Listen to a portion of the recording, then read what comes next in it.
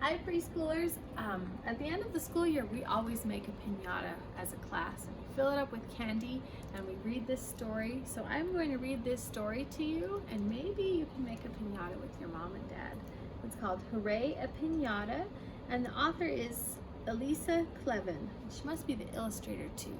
Just her name on here.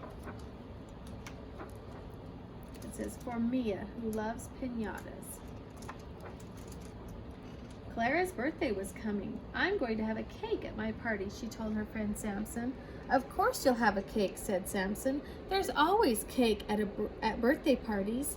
And I'm going to have balloons, Clara said. Everyone has balloons, said Samson. And I'm going to have a piñata, too, Clara added proudly. Mama's taking me to pick one out this morning. Want to come? Hooray, a piñata! Samson clapped his hands. I love piñatas. I love piñatas too, said Clara as her mother led them to the piñata store. I love to fill them with candy. I love to whack them, Samson said. And smack them and crack them, said Clara. And mash and smash and break them, cried Samson. And watch the candy fall, yelled Clara. And eat the candy, shouted Samson. Look at all these piñatas, boys and girls. There's a mermaid and a peacock, or maybe that's a turkey. And this one looks like a dragon and a puppy and a star and a thundercloud. Lots of fun piñatas. There were so many piñatas to choose from. Donkeys and dinosaurs, peacocks and stars, robots and ice cream cones, lions and lambs, all ruffly and fluffy in their bright paper curls. There were even some monster piñatas. Samson made a face at a big, jagged one. Get this scary thundercloud monster, Clara. A thundercloud monster? Clara shook her head. I like this little dog. Can I get him, Mama? See your little dog right there? If that's the one you want, said her mother. He's the one, said Clara.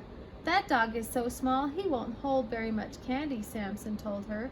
I like him, though, Clara replied. He's a good little dog, the piñata vendor said as he lifted the piñata down. Clara took the dog in her arms. He was light and soft, and he smelled like newspaper. Clara petted the dog's curly fur as she carried him home. I think I'll name him Lucky. He looks like a Lucky, said Samson. He's a good little dog. We could take him to the park for a picnic. Mom wants me home for lunch, replied Samson. And you should save that piñata for your birthday party. You don't want it to get wrecked. It won't get wrecked. Don't worry, Clara assured him.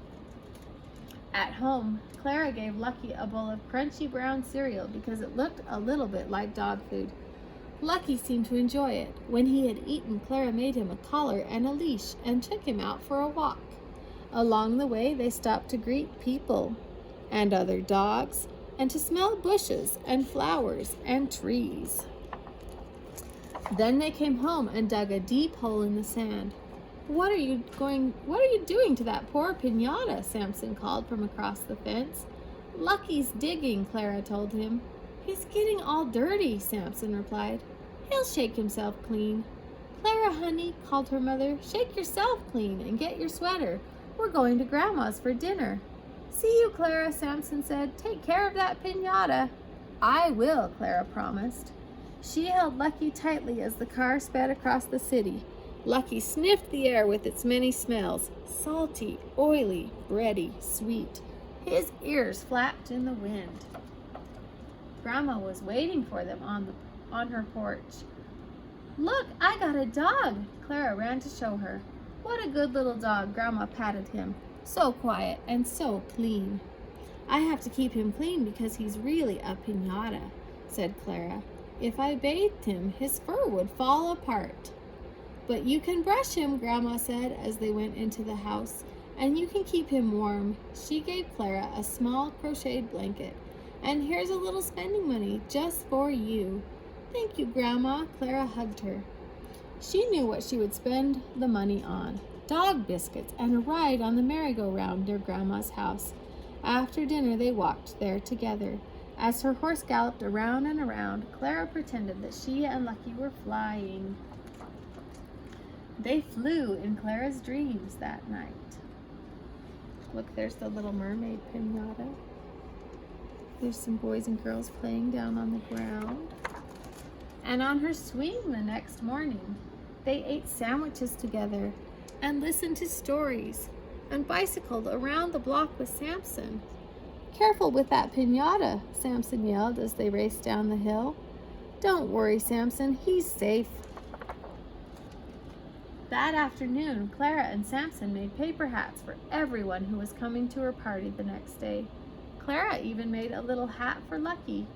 "You like that piñata so much," Samson said. "It's going to be sad when we stuff him with candy and break him." Clara's eyes filled with tears. "I don't want anyone to break him," she said.